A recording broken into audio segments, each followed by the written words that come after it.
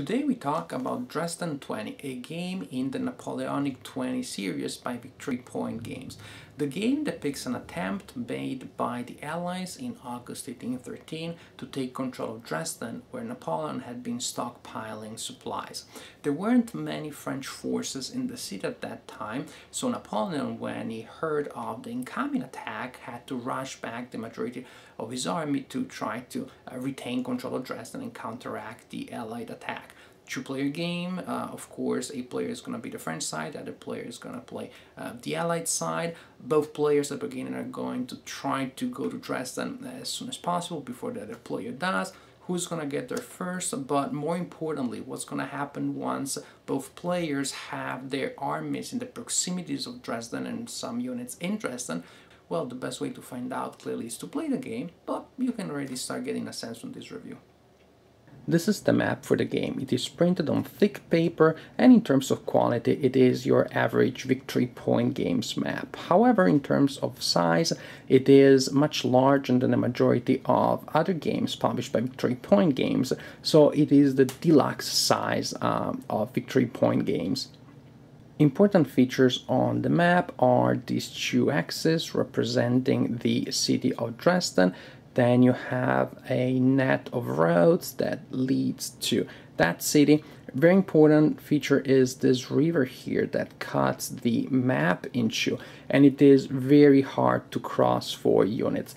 The axes that the French player is trying to defend are the two axes of the city of Dresden, because the French army morale is going to be damaged the first time that the LA player takes control of either or both of those axes. Then other objective axes that the French player is trying to defend are these axes here and this other hex here, which is off map, can be reached by exiting a unit through this area of the map here. Units that are moved off map to reach that hex cannot be returned, and the only reason why the French player wants to basically sacrifice a unit, take it off the game, to place it there, is to prevent the LA player from taking control of that hex, which again is an objective hex, because later in the game the LA player will have a chance of placing a reinforcement unit in that hex. Again, if there is a French unit in there, the LA player cannot do that. If the LA player manages to do that because the hex is unoccupied, then of course that will affect the army morale of the French player.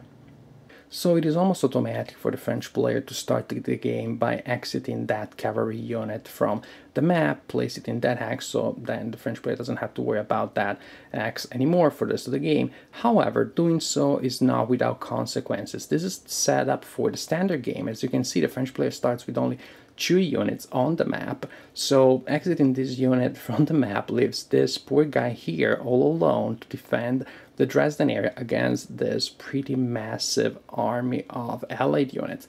So if the cavalry unit leaves the map, probably this guy here, what he will want to do is to move into Dresden and take advantage of the fortifications and just try to defend for as long as possible, meaning until reinforcements arrive, because the vast majority of French units will enter the game later during the game as reinforcements.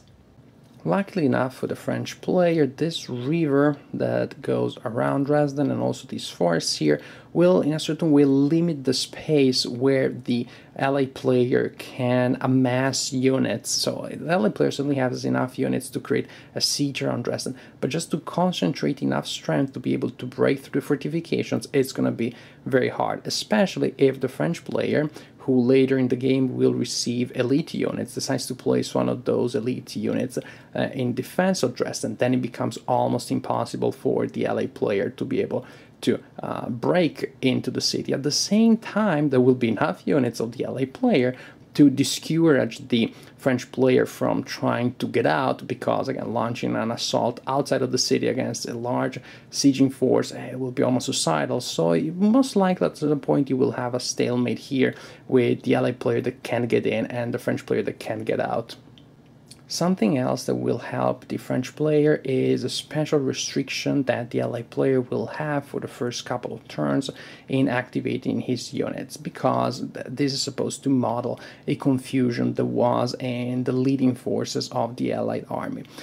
This restriction says that the Allied player at the beginning of the game cannot activate all of his units for movement, but each turn he will have to roll a die, 1d6 at +1, and that is the number of units that he'll be able to move. He rolls a 2, while that turn he can only move 3 units. So he's just trying to reach Dresden with as soon as possible, with as many units as possible before the French player manages to pour in reinforcements. This restriction is lifted the first time that the French player moves a unit across this river. In fact, all units that belong to the French reinforcement force will enter the map from that northern edge, and then they will try to move south, either by moving through the city here and then reaching Dresden directly, or they may try to cross the river here or here, which are the only 2 areas in which the river can be crossed, and in this way they will try to form a force that will try to outflank the Allied army. At that point will be probably concentrated around here, with minor forces probably around this area here. In the standard scenario, the vast majority of French reinforcements will enter from that hex there, which is very close to Dresden, so the French player will have a lot of units here, but at the same time, he won't be able to use many of them at the same time, just because of the constrictions created by the river and by the bridges. So at some point the French player will probably want to move some units in this direction and try to have them cross the river and surprise the Allied army from this direction. A point in which the river can be crossed is this one, where the French player has the option of building a pontoon bridge. If the French player places a unit there and then spends all the movement allowance of that unit to cross the river into one of these 3 axes, then the pontoon counts as built. You place the marker to remind you of what is the axe where the pontoon is reaching. At that point, that bridge can be used by the French player to cross the river, and as you can see, if the French player decides to do that, he can bring units on that side of the river into the battle quite easily. It's not going to be such a long detour from the entry point of the reinforcements. But of course there is a catch, isn't there always one? Throughout the game, the weather will change several times. I'll explain later how that works. But when the weather is downpour, the French player is not allowed to build or to move across the pontoon. So you may have units that are just waiting there to build a pontoon, or maybe the pontoon has been built, and then the weather changes. You have downpour, and then you have units that are just waiting here to cross. They cannot use that bridge, and they cannot intervene in whatever is happening here. So another option is for the French player to have units crossing through this bridge here, which can be used in any weather condition. However, as you can see, if you're entering your reinforcements from here, it is really a long detour to get there and then to go back where the action is. The weather will change throughout the game, and you will keep track of the weather by moving this marker here on the weather track. The weather can be clear or can be cloudy. There is no effect for those 2 types of weather. The weather can become showers, and when there are showers, all infantry units lose a point of combat strength. If the weather worsens and becomes downpour, then a lot, and I mean a lot of negative effects will happen. You still have the -1 combat strength for all infantry units, but then every unit on the map loses a point of movement allowance. On top of that, the roads do not generate the road bonus for movement anymore, and if you play games in this system, you know how crucial that road bonus is, and so how devastating it is to lose it. The French player cannot use or build the pontoon. Minor rivers become major rivers, which means major pain in the neck. There are even other effects, but really these are the main ones. So it's pretty bad.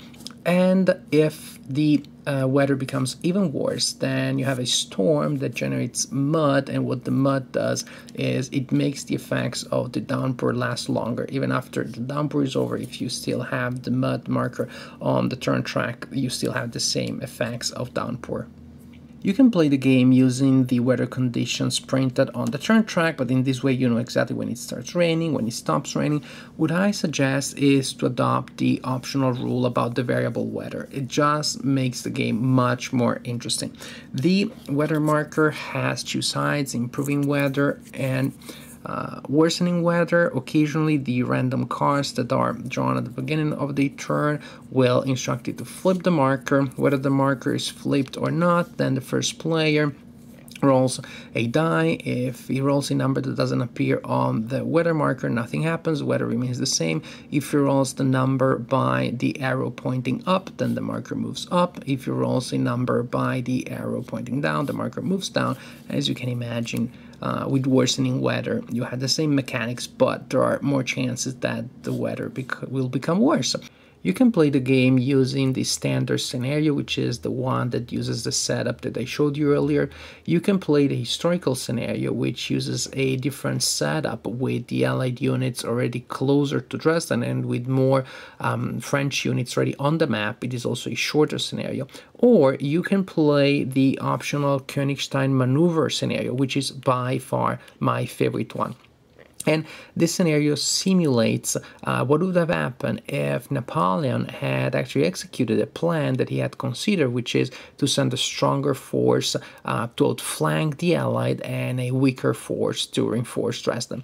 What happens here is that you use the same Allied setup that you have in the standard scenario, but the Allied reinforcement, the French reinforcement units are placed at the beginning of the game face down in these three boxes that indicate the three entry areas: A, the one by Dresden; B, the one by the pontoon; and C, the far one, but the one that has the solid bridge that the unit can go through. After committing to those entry areas, then the French player will place these markers here. Of course, each of them corresponds to an area, and he will place them face down on the turn track.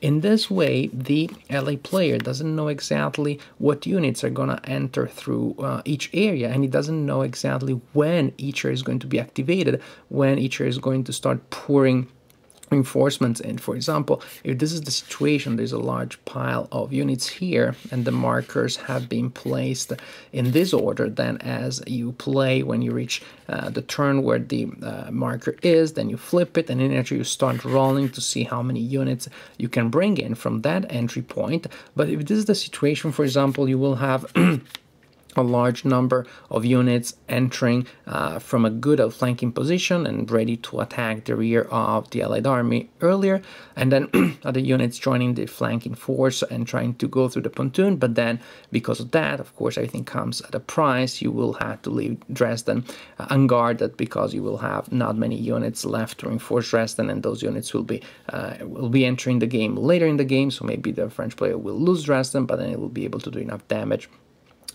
to win the game. Anyways, you can experiment with different combinations of units that will enter from different areas, and then different orders in which you want reinforcement to arrive earlier in an area and later in another one. Overall, I really like this game. I like the historical scenario. Maybe it doesn't have huge replayability. I like the standard scenario better, but what really shines to me is the Königstein maneuver scenario with the option of the variable weather. Then you really have a game that has a lot of replayability, creates a lot of interesting situations, certainly adds more luck to the entire experience because the weather really is unpredictable. But I like the challenges that come from having to deal with different weather conditions. Again, just the fact that you can experiment different ways, if you're the French player, to send in the reinforcements, and different ways you try to react to that if you're the LA player. To me, this is really great. Why is it so? Well, because it shows very well something that I like in the Napoleonic 20 series, which is a balance between abstraction, because clearly these are games that abstract from history quite a bit, and yet at the same time still a pretty strong sense of historical foundation or historical reliability. Which is really hard to achieve, because really when I'm playing games in the Napoleonic 20 series, even when the games go in directions that are completely different from the way in which things went historically, I do not have the sense that I'm playing a game based on fantasy entirely or just a figment of the designer's imagination. I really have a sense that I'm playing a reliable, interesting, historical variation of really strongly well-designed what if. I really had the sense that I'm experimenting with different ways in which history could have gone. Overall, I really enjoy Dresden 20. To me, it's an excellent game in an excellent series.